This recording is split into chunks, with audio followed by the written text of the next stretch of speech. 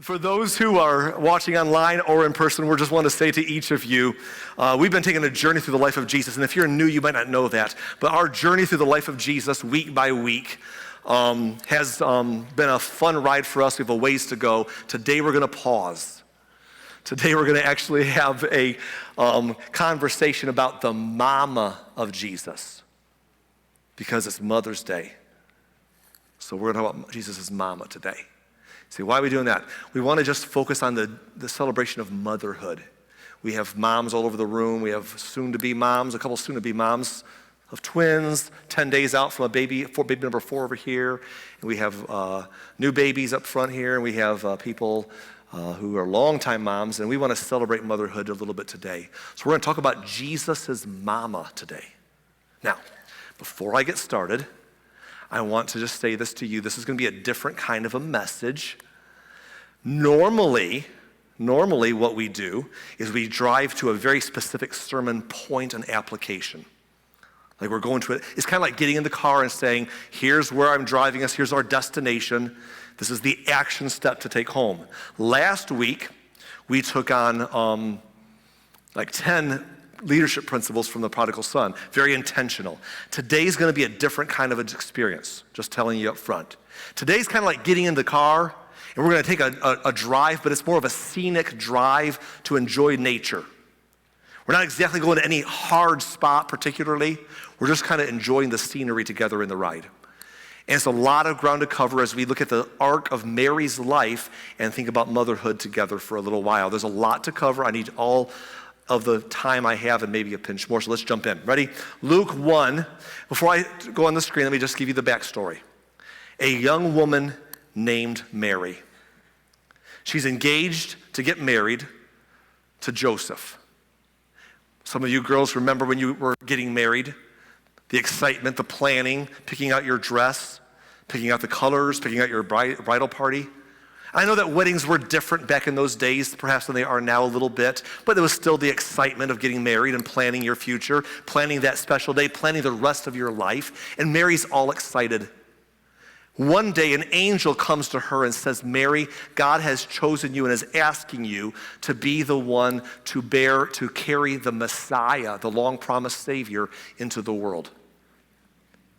Mary was a girl of faith, as we're going to see throughout her life. And no doubt she had heard the stories throughout her years about how that God had promised in ancient times, hundreds of years ago, that he was going to send a Savior, a Messiah, into the world one day. And the prophecy through Isaiah that a virgin would conceive and bear a son. People got to wonder, how is that even possible? Maybe they dismissed it or thought there's another explanation or whatever. And now an angel is standing there with Mary saying to her, you're the one. You're the girl, and God's going to have you be the mother of the Messiah if you'll let him. God never forces himself on you. He always offers us a chance to do his will, but he came to Mary and said, this is what God wants for you. And this is going to totally disrupt Mary's entire life. All the planning, all the future. How do you explain that to Joseph? Hey, how you doing today? Oh, by the way, I'm pregnant. Oh, I know we've not been together, but I've not been with anybody. I promise, it's a miracle. I wonder how many people have tried that through the centuries since. I don't know, Mom. Praise the Lord, he did it again, but I don't know. But Mary's going to have to sell this thing to her fiance. Like, I'm expecting, but it's really God, And so God is inviting her into this opportunity, and it's going to change. Listen, it's going to change all of her life, all the things she's been planning up until this moment. And look what she says in Luke 1:38. Mary responded, I am the Lord's servant. May everything you have said about me come true. I believe this is Mary giving her consent. This is Mary saying, yes, Lord, I accept that opportunity. I'll do it. She's saying, God, whatever you want, I'll serve you. That's a big step. A few months later, she leaves. They live in a little village called Nazareth. You ought to know about Nazareth because it's going to come up today. Nazareth is a very small, probably insignificant village in the region of Galilee. Not a lot's known about Nazareth. A couple of old taglines tell us that it wasn't a very important place. Probably not a very well-off place. That's where she lived. And of course, now she's pregnant. She leaves to go down to the hill country of Judea, probably to give Joseph time to sort that out. right? And honestly, when the baby bumps start showing, people ask questions, so she's going to go. And so she heads down to the hill country of Judea to visit her cousin Elizabeth, who, by the way, is also pregnant. Another amazing story, but not time for today. And when she walks into Elizabeth's house, so much happens. The short story is Elizabeth is filled with God's Spirit, and she begins to just speak blessing over Mary and the baby that she's carrying. And it's so validating because originally she was told this would happen, and it has happened, and she's pregnant. And I know that for some of us, you're hearing the story, and you're like, Arlen, I cannot relate to the story. You're talking about Mother's Day, but I don't have, the baby Jesus. I mean, like, my children are not the Messiah. I'm sure your kids are wonderful, but they're not that wonderful. But here's what we can relate to. Some of you moms can relate to an unexpected pregnancy that you weren't planning. That changes your life in a moment, right? Some of you moms can relate to, that's not in the plan. You got the pregnancy test in the things are off timed, and you got a pregnancy test, and on the bathroom counter there is the proof, and you're like, oh my goodness. When he gets home, what's he going to say? And all those of you planned and tried, and then it happened, and then you're still shocked. And here's the thing: Mary's experienced all that. Like, wait, this is not the plan, but okay, that's what God wants. It's awesome. Now she's a few months in, she's visiting a friend, and Elizabeth is speaking more affirmation over her pregnancy. And how do we relate to that today? I think for us today, it's kind of like when you moms go into the doctor to hear the heartbeat for the first time, or see the ultrasound on the screen, see the baby moving around, perhaps find out the gender. It's like, oh my goodness, it just got a little bit more real, didn't it? I mean, it was real already, but it's even more real when you see the baby on the screen. And you're so excited about what happens next. And Mary responds in Luke 1:46. Mary responded, "Oh, how my soul praises the Lord, how my spirit rejoices in God my Savior." She's excited, Mom. She's excited like any new parent's going to be. This is happening. This is confirmation. This is real. I'm so looking forward to what's next.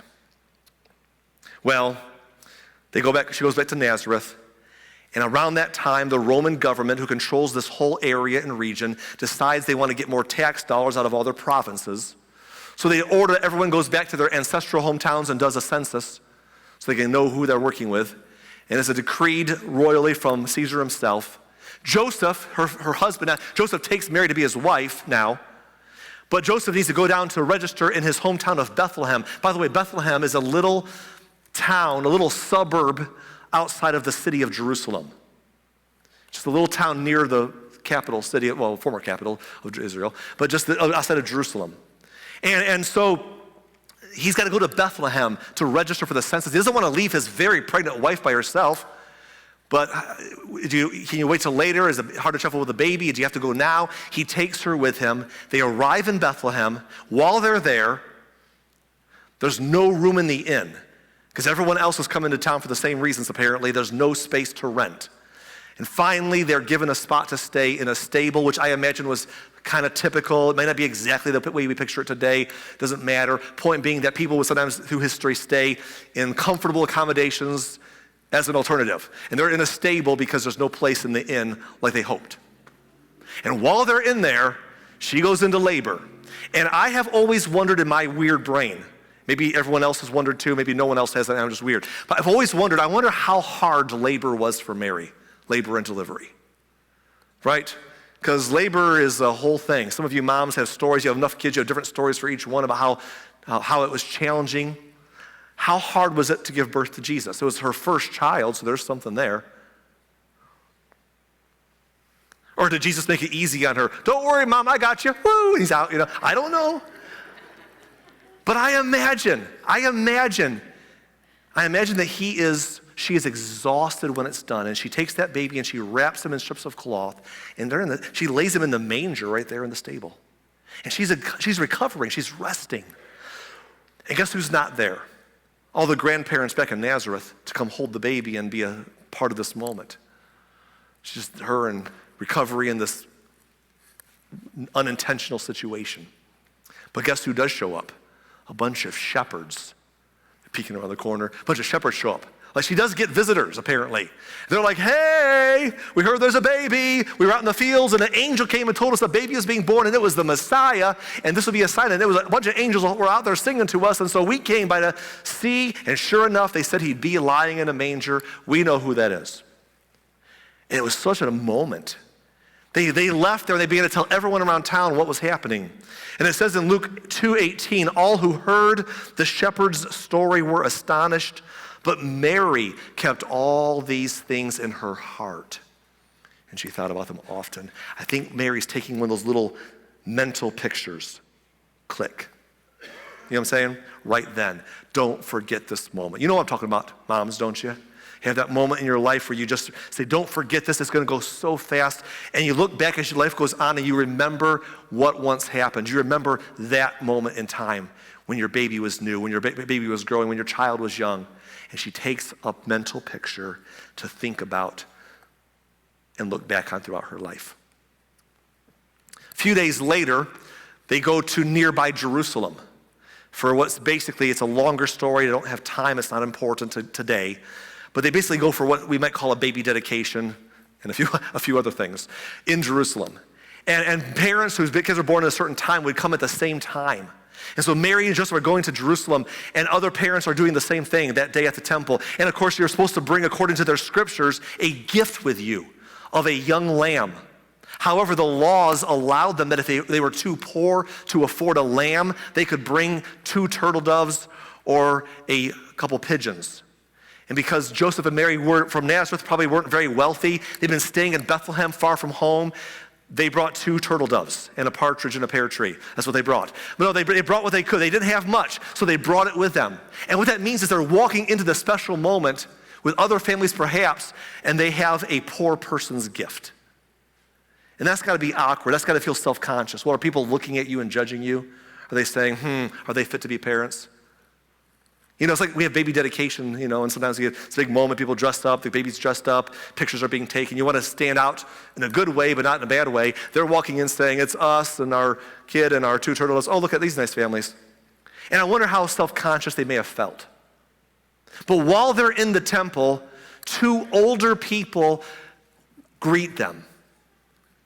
One is an older man named Simeon, and one is an older woman named Anna. And they actually come and dote on their baby.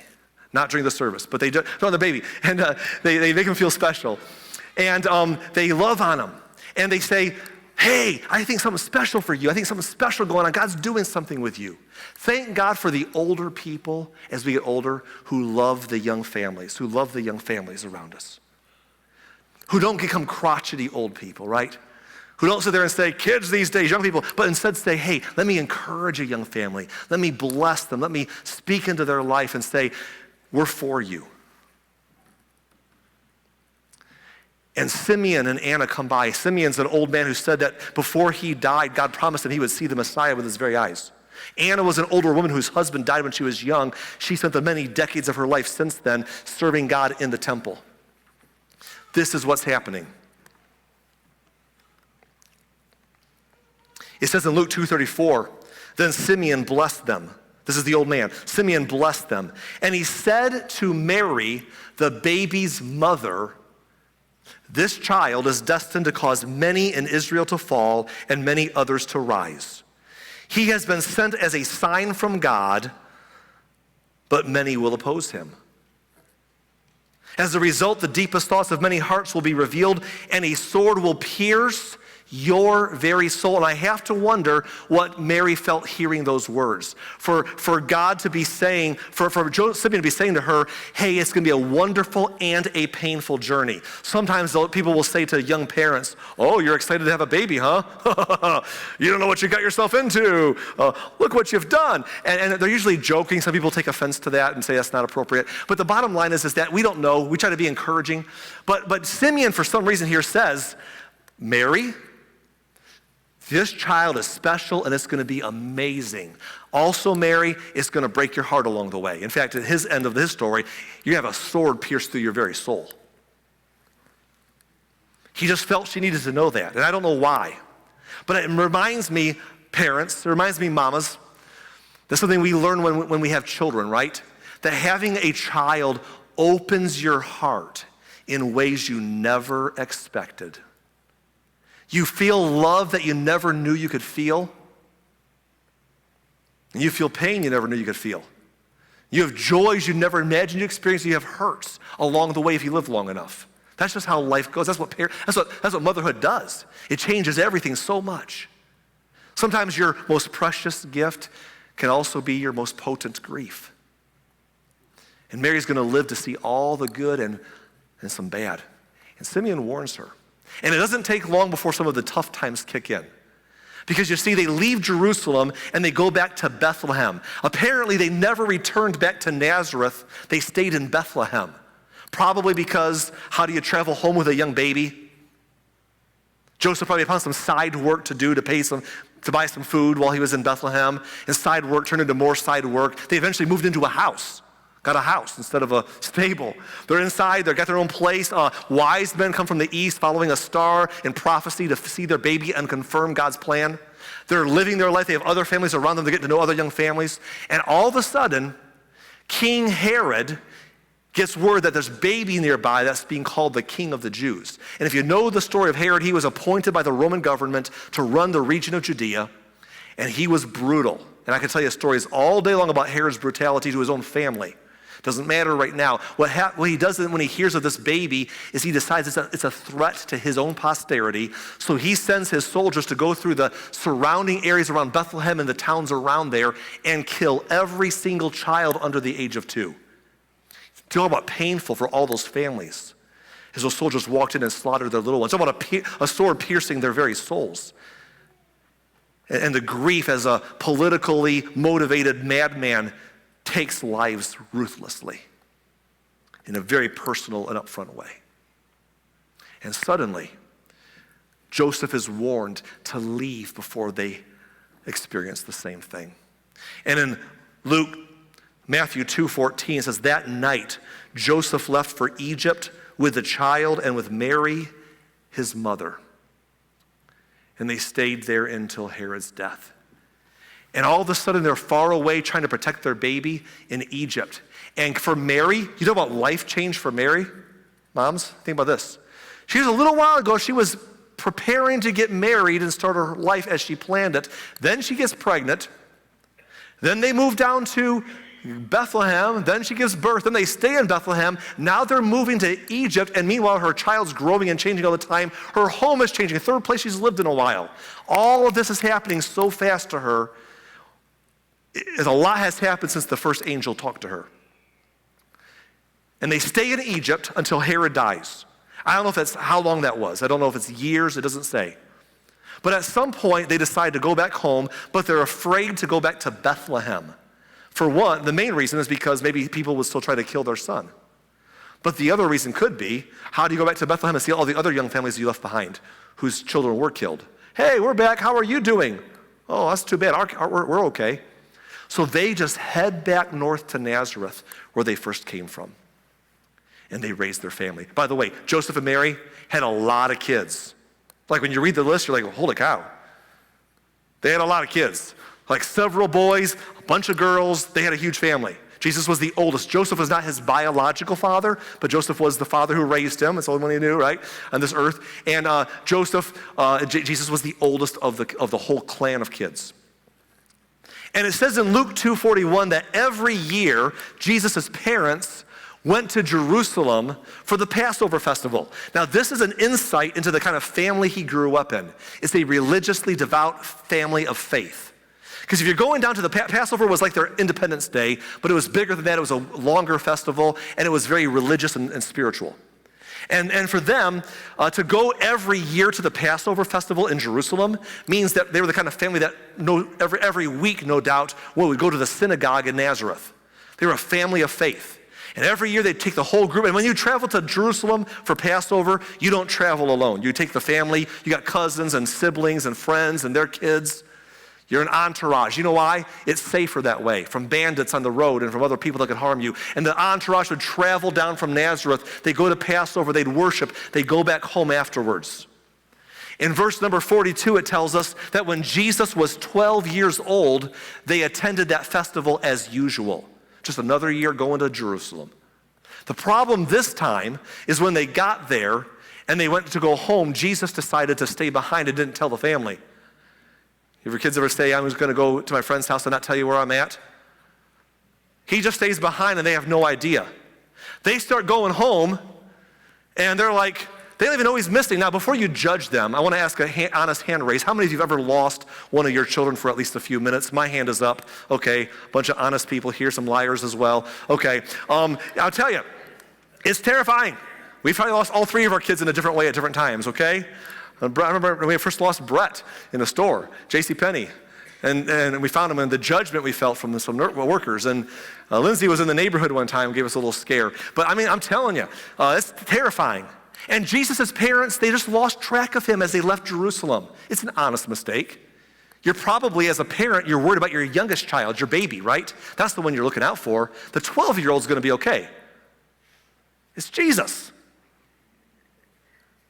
They probably did the Kevin McAllister Home Alone count, counted all the kids that got the neighbor kid in there and accidentally missed them. So they leave, and they're like partway, they travel all day, they stop for dinner, they're like, okay, get the kids around the family. Where's Jesus? Where's he at?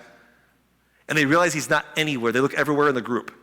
And they're terrified. They go all the way back to Jerusalem to search for their missing 12-year-old. Now, I asked some of you parents if you lost a child before. Probably if you did, it was only for a few minutes or so. And that was bad. Because in a few minutes of your child being missing, mom and dad, your mind can go to a lot of scary places very quickly of what may have happened to them and how bad the world is. They didn't lose Jesus for 3 minutes or 3 hours. They searched for him for 3 days in the city of Jerusalem, which was packed. 3 days. Do you sleep? Do you go to bed at all? Do you keep pushing through? If Mary does lay down to rest, how well does she sleep? Does she pray? Hey, God, how you doing? It's me. Oh, by the way, I lost your kid. They're coming out with the next movie, Home Alone Part whatever, Lost in Jerusalem. And they don't know what to do. And finally, after 3 long days, they search the temple. The temple was a very big complex, Herod's temple, but they search a place they never thought to search before. The boring old room where a bunch of men sit around and discuss theology. All the important guys. And they're like, well, you wouldn't be in there. They finally turn over that rock, and there he is sitting in the middle of them, asking questions and talking. And they're like, what in the world? And look at Mary's reaction. I love it. Luke 2:48. Son, his mother said to him, why have you done this to us? Your father and I have been frantic, searching for you everywhere. Moms, you ever look at your kid one time and say, I'm so glad you're okay. I thought you were dead, and now I'm going to kill you. And she's like, son, we've been freaking out. Your father and I have been sick to our stomachs, frantically searching for you. And look what Jesus says to her. He says in verse 49, but why did you need to search? He asked. Didn't you know that I must be in my Father's house? Now listen, we've discussed before what Jesus meant by that. But just for a moment, put yourself in Mary's shoes. You've been worried sick, you finally find the kid, and your 12-year-old decides it's time to give you a talk. And he doesn't say, oh, Mom, you must have been worried so sick, and I am so very sorry. That must have been terrible. Are you okay? He's like, what were you worried about? Then he pulls the dad card. I hear you mention my father. Actually, he's my father, and I was in my father's house. Oh, that's what I wanted to hear. I wanted to hear a lecture from my 12-year-old who left our presence without permission and then tells me, well, why didn't you ever think I was? Come here, And so this is a moment. I'm just being real here. In verse 51, it says, verse 50, they didn't understand what he meant. They're like, what is he talking about? Just, let's go home. Verse 51 says, then he returned to Nazareth with them and was obedient to them. And his mother stored all of these things in her heart. AKA, she ain't never forgetting this story. For all the little click mental picture moments along life, this is a story that you'll remember for the rest of your life. Oh, there's that time. I thought it was hard when he was a toddler. I'm like, I'll never stop chasing him. Wait till he's grown and responsible. And now he's a 12-year-old going off on his own. And then when we finally track him down, not knowing where he went, he's like, well, don't you know where I'd be? Look who knows so much. All her life, she'll remember that story. One of those touch points of parenting. Moms, you've been there, right? You're like, I thought 3 was hard. Then 13 happened. 13's wonderful. Don't take me wrong. If you're 13 years old, you're awesome, you're perfect. I'm just being real. Okay. Well, Jesus grows up. And he doesn't start his ministry right away. Jesus grows up, and he stays around and takes care of mom, because what happens is Joseph, Mary's husband, dies. He was older than Mary. We don't know how much older, but he was older. I don't know how he dies. He was a carpenter by trade, and at some point he dies. He's out of the picture. And Jesus sticks around, and maybe he becomes a carpenter himself. We know that. Maybe he helps take care of his mom and his siblings as they finish growing. And he just takes care of his family until one day people are grown, and Jesus is like, I need to start my ministry. And at the age of 30, he branches off. Baptism, wilderness, all the stories about Jesus begin at 30.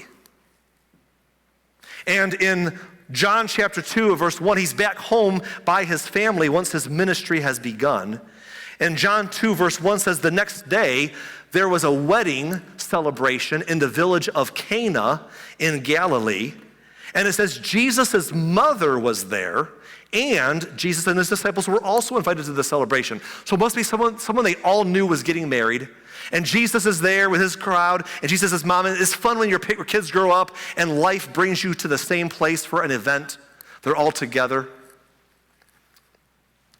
It says the wine supply ran out during the festivities, so Jesus' mother told him, they have no more wine. She knew what she was asking them to do. She wanted to help the people, but she also wanted to show off her son can help, right? I mean, it's both. They have no more wine. Look at his response in verse 4. Dear woman, that is not our problem, Jesus replied. My time has not yet come. But his mother told the servants, do whatever he tells you to do. In other words, mom, she's like, I know he's pushing back at me, but I know he'll do it. And now she gets to watch her son in action. She goes to watch her son help people. Mamas, you know what it feels like when your kids grow up and they're doing well? And they're at work and you get to watch them do their thing and you get to cheer them on. And other people are going to see and he's going to help people. And I'm so proud of my kids. And so her mom is there and she's excited. But here's the deal. It starts to get really, really hard after that. Because Jesus doesn't seem to know when enough is enough. Can you believe it? He begins to work so hard, he burns the candle at both ends from that point on. The story tells us that crowds would throng him because of his miracles and his teaching. Wherever he would go, he was a celebrity. Everywhere he'd go, he'd be thronged from morning until night, sometimes not even having enough time to eat. In fact, oftentimes he sent people home for bedtime. He'd go into a private place to pray because it's the only time he could find to pray, and he knew he needed to talk to God, so he'd give up his sleep time to pray, come back and work all day with people. He was exhausting himself. He'd fall asleep in the middle of a boat during a storm. He's working so hard, and at one point he says, I got to do the work of him who sent me while I have time, while it's daytime, because the night is coming when I can no longer work. My life is only going to be for so long, and I got to get after it. Got to make hay while the sun shines. And so he worked and worked and worked. He once said that foxes have dens and birds of the air have nests, but I don't even have a place to call home. He was nomadic, he was minimalistic, he was traveling and sacrificing with every ounce of his being. And honestly, it began to freak out his family. Mark chapter 3, verse 20 tells us about it. It says, one time, Jesus entered a house, and the crowds began to gather again. Soon, he and his disciples could not even find time to eat. Again. Look at verse 21. When his family heard what was happening, they tried to take him away. He's out of his mind, they said. Now, we're going to see in just a few verses later that his family in this verse refers to his mom and his siblings. Remember, Joseph's passed away. His mom and his siblings are there. They're close enough to hear what's going on, and they're worried about him. He's not resting. He's not taking care of himself. He's not eating right. And they decide they need to have an intervention to stop him from being crazy. So they're going to try and take him away, and he's lost his mind. Moms, I want to ask you a question. Moms, especially older moms. When do you stop worrying about your kids? Never. Right? I asked my mom a couple of years ago. My mom, by the way, watches our services online. Hi, Mom. Online here. I asked my mom a couple of years ago when my kids were grown. I said, Mom, at what age do you stop worrying about your kids? And she says, how old are you? I'm like, oh, okay. You don't stop worrying about your kids, right? And Jesus is working hard, and you're like, well, he's Jesus. But they're worried. They're like, we got to do something. We got to get him out of here. He needs to take care of himself. They're worried about him. And a few verses later, look at verse 31. It says, then Jesus' mother and brothers came to see him. They stood outside and sent word for him to come out and talk with them. They want to have a conversation. Like, hey, let them know we're here. Tell them. There was a crowd sitting around Jesus, and someone said, hey, your mother and your brothers are outside asking for you. And people would expect that he's going to say, time out, everyone take lunch break, we'll get together later. But that's not what he says. Check it out. Jesus replied, who is my mother? Who are my brothers? Then he looked at those around him and said, look, these are my mother and brothers. Anyone who does God's will is my brother and sister and mother. Now, we've talked about this passage before in our journey through the life of Jesus. We know what he was trying to say here. But for a minute, can you put yourself in mama's shoes? They were worried about him. They come all this way. They're waiting outside saying, let him know we're here. Let him know we're here. And the response they get is, I'm busy working. I'm teaching a greater truth. He was. But imagine the family who's trying to take him away because they're worried about him. Moms, when your kids are little, you were their entire world, weren't you? You were their entire world. I mean, they wanted to eat, you fed them. They had an owie or a boo-boo, you fixed it. They want to sit in your lap and cuddle with you, that was you. You were their entire world. And then they become 12-year-olds who just don't tell you where they're going. And then you're like, when you find them, you're like, well, didn't you know where I was going? Not 12-year-olds do that. I'm just picking on Jesus here. And then they can become adults. And you used to be their entire world, Mom. And you know what happens later? Now you're a part of their world, but their world is very big and sometimes very busy. You wish you saw them more, and you worry about them, and you come by, and here's Jesus like, this is my family right here. That's hard. Because here's the thing. Mary was just a girl planning her own life when all this unfacted, and now she's over here saying, these kids became my whole world. And now I feel like it's a lot of memories. I live with a lot of memories I've kept through the years, and life has changed. It's hard. It's a hard story. Well, guess what? Jesus does come by to visit, thankfully. 3 chapters later, in Mark chapter 6, it says, Jesus left that part of the country and returned with his disciples to Nazareth, his hometown. He come home for a visit, finally. That's good. The next Sabbath, he was teaching. Now, hold on. The next Sabbath means that he stayed for a while. He was in town for a while. He saw Mom. He saw the siblings. He saw the cousins. And then that next Sabbath, he's still there. So he begins teaching in the synagogue. And many who heard him were amazed. They asked, where did he get all this wisdom and the power to perform such miracles? Here's what's going on. Mary's hometown crowd at her hometown synagogue gets to hear her son speak. And he's amazing. And you know, moms and dads, how proud you are when your kids are doing awesome and your friends get to see how you want to show them off. Get the bumper sticker, my child is on the A honor roll. Others like, my son threw a touchdown pass in the football game Friday. My son is the Messiah. Whoa. Excuse us, Messiah Mom, the floor's all yours, you know. I mean, what do you do? She has the ultimate moment. She's over at the synagogue and Jesus is speaking and she's like so proud as a parent. But look what happens next. It says, then they scoffed. He's just a carpenter, the son of Mary, the brother of James, Joseph, Judas, and Simon. And his sisters live right here among us.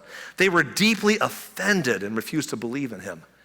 This is one of 2 visits Jesus makes to Nazareth. The other time, a bunch of people get mad at him and try to kill him in his hometown. He gets away. That's hurtful. Moms, can we relate to this? None of us like to be criticized. It's not fun. But criticize my children, mistreat my children, well, that's a whole different ballgame. I might complain about that once in a while, but don't mistreat them. That's a whole other ballgame. How do you go on from that? Even if they're adults, don't do that. Jesus blows it off. Jesus is like, whatever. He leaves town. He's like, I'm out of here. And so he leaves. He leaves with some kind of a snarky comment about how that prophets are not honored in their own hometown, and he just goes away. But guess who still lives there with all those people who just mistreated him? His family. I imagine how the next week went for them. Hey, Mary, you want to come to the tea party? No, I don't think I will. What's wrong with her? It's hard. And it doesn't get easier because from wherever Jesus goes from here, the pressure heats up. The religious leaders who were threatened by his ministry try to kill him. They try to they constantly bombard him with trouble. Eventually, Jesus finds himself back in Jerusalem. Don't miss this. Back in Jerusalem, because every year since he was a boy, he went back to the city for the Passover. And Mary's there too because, again, she went every year her whole life as well, whether she's now an empty nester and a widow following him around or whether she lives in Nazareth but takes her annual pilgrimage. She's in Jerusalem. Jesus is in Jerusalem. It's Passover. And the religious leaders finally convince one of Jesus' disciples to get paid to betray him, and they're able to arrest him when he's away from the crowds in a garden late at night praying. They take him to their private quarters, they condemn him to death, and they physically abuse him. The next morning, they turn him over to the Roman leader, Governor Pilate, and ask him to do what only he can authorize, execute Jesus. And I don't know when Mary hears about this word. Does she hear that night when he's arrested, or does she wake up the next morning and someone tells her? But at some point, she's no doubt at Pilate's hall waiting to see where her son is at. And they give him a Roman beating, a scourging that kills some people and definitely hurt most everybody else. And they haul him out beaten and mocked and with a crown of thorns and goofy attire. And they watch this, and imagine her heart dropping in her chest to see her son beaten like that. And the crowd is raucous. The crowd's yelling, crucify him, crucify him. And Pilate says, fine, whatever you want, just calm down. And he sentences him to death. Not just death sentence, that's bad enough. A humane execution, if there's such a thing, is bad enough. Roman crucifixion. It was reserved for the worst of people to make an example out of them. Don't cross Rome. It was vile, it was vicious, it was bloody, and it was painful and humiliating. People always think about crucifixion as, the cross of Jesus being way in the air, like these beautiful crosses. It was actually at ground level, just above eye level. People can see you face to face.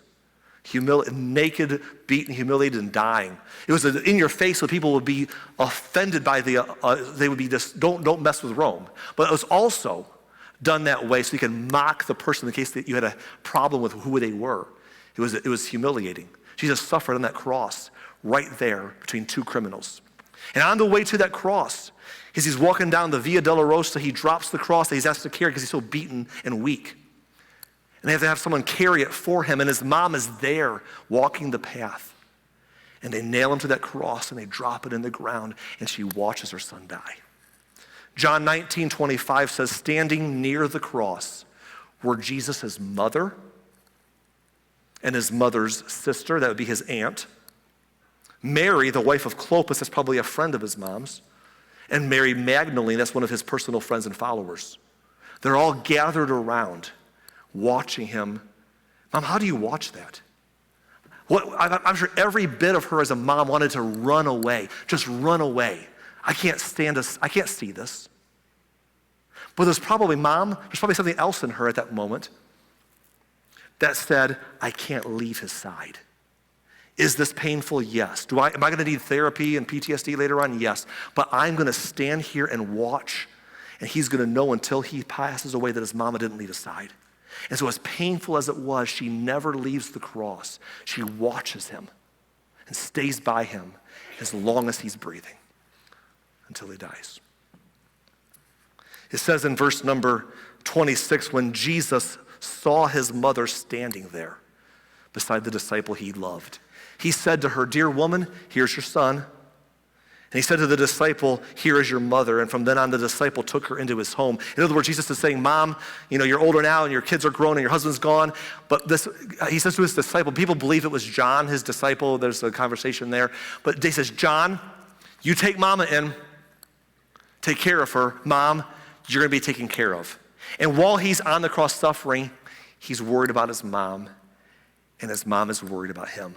And there's nothing she can do but watch.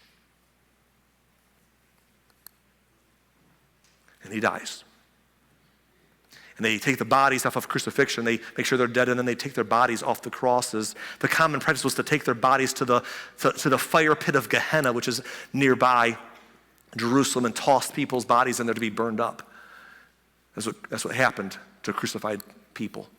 But someone begged for the life of Jesus. They begged for his body to be placed in their personal tomb. And that's another story, but Jesus was brought to a tomb, and they put guards at the tomb because they knew he was a celebrity, and they wanted to guard it, keep it safe. And Mary and the others, they followed to see where the body was being laid because they wanted to come back after the Passover was coming. They had to do it quickly. Passover was over. They could come back and they could have a proper wrapping of his body and spices and kind of an embalming process that they kind of rushed that day. And don't miss this now. Mary's not coming back waiting for him to rise from the dead. Nobody was. I say this often. Jesus had been telling everybody, I'm going to die, I'm going to rise again, I'm going to die and rise again. No one could understand it, not even them. They were coming by to watch the resurrection. They were coming by to treat his body, to have a graveside service, so to speak, to have closure. That was their plan. But we all know what happened, don't we? On the third day, up from the grave, he arose and everything changes. And for the next 6 weeks, Jesus is seen all over Jerusalem. Now remember, Jerusalem is full of people from Passover to Pentecost, about 7 weeks. People would come for both festivals. Some people would stay instead of traveling back and forth. And a crowd saw him killed, and thousands of people over the next 6 weeks see him alive and running around. His mom, his brothers, his disciples, 500 at one time, others at other times, just many people. And it starts a groundswell movement that will change the world to this day. But he spends time there with his family and others. At the end of 6 weeks, he goes for good. He leaves for good. And you say, well, that must be easier because at least he didn't die this time. No, but moms, when your kids go away, is it easy? So you go, when will I see you again? Oh, I'll see you when I die someday myself, right? He's gone. And he says to his followers, okay, I'm going to go prepare a place for you. You stay here and get busy spreading the message everywhere you go. Take the good news of the gospel of God's love to the whole world and change the world. And they did, and we are. But here's the thing. First, let's look at the passage, Acts 1:12. Then the apostles returned to Jerusalem from the Mount of Olives, a distance of half a mile. When they arrived, Jesus is gone. When they arrived, they went upstairs to the upstairs room of the house they were staying. Here are the names of those who were present: Peter, John, James, Andrew, Philip, Thomas, Bartholomew, Matthew, James, son of Alphaeus, Simon the Zealot, and Judas, son of James. These are the 12 disciples minus Judas Iscariot, who killed himself. They're all gathered. Verse 14, look at verse 14. They all met together and were constantly united in prayer, along with Mary, the mother of Jesus, and several other women and the brothers of Jesus. And I can't get over that thought to me. We have tracked Mary from being a very young woman planning her wedding and watching a pregnancy disrupt it, to now being an older woman, widowed, kids are all grown and gone, and she's been through a lot. But here she is, the young Mary saying, Lord, I'm going to talk to you, I'm going to pray, whatever you want. I'm your servant. And here's older Mary many decades later, and she's saying, Lord, I'm your servant. I'm here praying, whatever you want. Moms, one of the things we often struggle with, I know from what I do as a pastor, I know this. Many moms, you struggle as you get older, women, you struggle as you get older with your identity. Like, who am I? Because when you become a mom, you're just like, I'm the servant to my family, I guess, and you are. And you're glad to be, you love it. And you take care of them. But what happens sometimes is you can lose your own identity. And as life changes and gets older and the family changes and their stages of life change, and they're babies and they exhaust you. And who am I? I'm a butt wiper, that's who I am. And then they become a teenager. And they're like, who am I now? I'm a mother of a kid who now knows more than me. And then who am I now? I'm a member of a child who's moved away. Maybe they do something bad and it makes you wonder, am I a failure? Maybe they're doing good but they're elsewhere. What do I do now? It's such an identity crisis time for many moms, many times. And Mary has gone through all the spectrum, and in her older years, she's in the upper room talking to God and saying, what's next? Because here's the thing. Mary was more than the mother of Jesus. She was a child of God. And moms, I want you to hear me loud and clear right now. You are a mother, and that's wonderful, but you're more than a mother. Not that mother's a big part of the thing we celebrate today, but you're more than that. Right?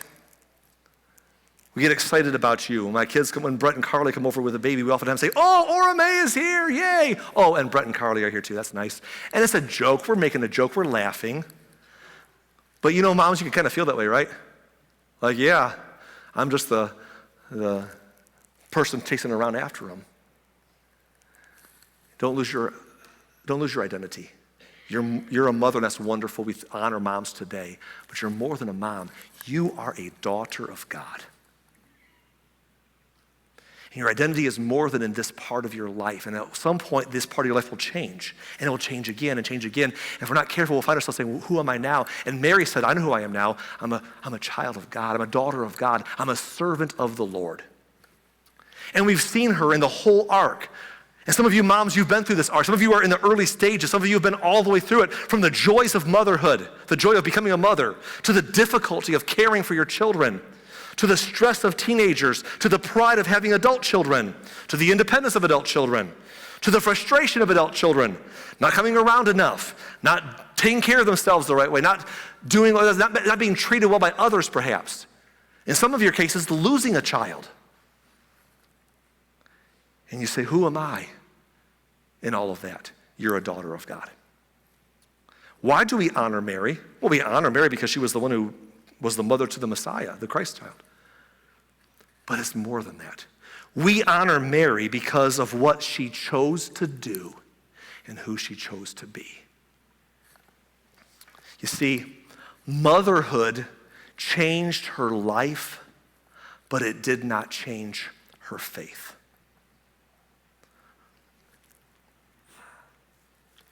Motherhood changed her life. Motherhood changes all of our lives. Your lives, moms, doesn't it? Some of the moms, when you become a mom, you get older. You're like, I realize the older I get how much it changed my life. But it didn't change Mary's faith. If anything, it strengthened her faith. Because young Mary is sitting there with a whole future in front of her, a blank canvas to be written on, planning her wedding and planning her future. And God comes along and she says, God, let's talk about it. I'm your servant. Whatever you want, let's do it. What do you want? And here she is as an older woman. Kids have grown. Husband's gone. She's sitting there saying, who am I now? She's in an upper room saying, let's get this movement started. What needs to be done? She's praying again, saying, God, I'm your servant. What do you want me to do? And as we celebrate you moms today and the wonderful privilege and blessing you are to be moms, remember that you are a daughter of God. And find your identity ultimately in that. And I hope that your journey through life, while it changes your life, it only serves to strengthen your faith in the one who made you and the one who loves you and the one who never leaves your side. Know that he loves you. Love him back. Know that he's with you. Serve him in every season of life. Motherhood's a big one. You never stop being a mom once you become a mom. But it's not the only thing you are. It's not the only way that season of life will go. However it looks today, however it looks in 5 years and 10 years and 30 years from now, keep your eyes on Jesus.